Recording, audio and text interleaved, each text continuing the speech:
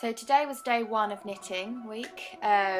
We learned how to, first of all, work with the knitting machine, learn how to set it up, the steps you have to go through in order to make it a working knitting machine, so you can first use it like casting on. It's like all these notes will be in my technical sketchbook, by the way. It's how you start every piece of knitting, and it's vital to every piece pretty much, yeah. So the techniques that we learned today were honeycomb, which is this one just here.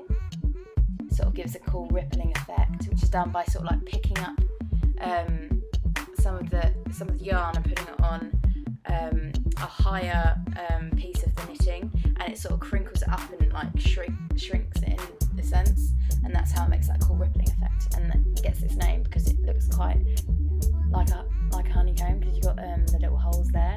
Yeah. The second one that we learned today was lace hole. This is a sample for the lace hole.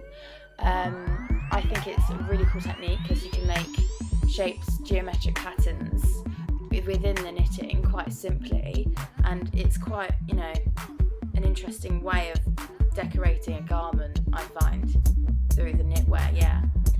You can also make really cool, like just simple line shapes. They're quite nice.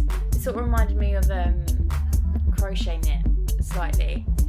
Obviously not as free and as loose as that, but yeah, I really liked the another technique that we learned today was the laddering technique. This was a very, very simple one, pure for the fact that I went wrong in the first place anyway and made a ladder, but I started out. You just make a lace hole and you picket it, and then it carries on stretching and stretching and stretching.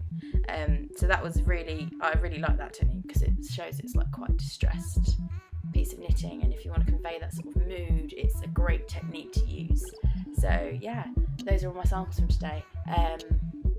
So I'm really looking forward to the next day of knitting, where I learn some more techniques and also sort of get a wider perspective and range of uses for them in our samples on the Friday, which would be really good, so I could start designing